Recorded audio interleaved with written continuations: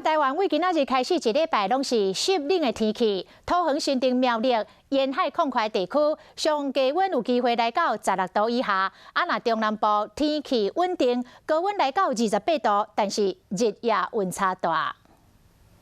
北台湾的民众出外拢穿厚外套，拜一上班冷空气嘛对咧来。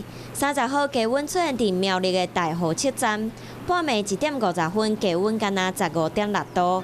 气象局讲，安尼的冷空气会维持一礼拜。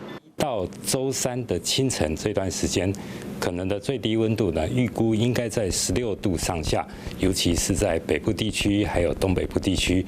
那中南部地区呢，由于夜间可能出现辐射冷却的效应，因此呢，中南部地区的低温呢，预估也应该会有17度到18度之间。土地表沿海地区或者是外山区的平地，有机会降到16度以下。未来一礼拜，北部、东北部拢会真寒，不过中南部温度有28度，早暗的温度会差较济。拜四可能会有更较强的冷空气影响台湾，落雨部分受东北季风的影响，风头面地区拜一、拜二拢有可能有局部大雨。基隆北海岸、大台北山区以及宜兰地区、花莲地区呢，以周一跟周二这2天而言，有机会出现局部性的大雨或者是豪雨的情形。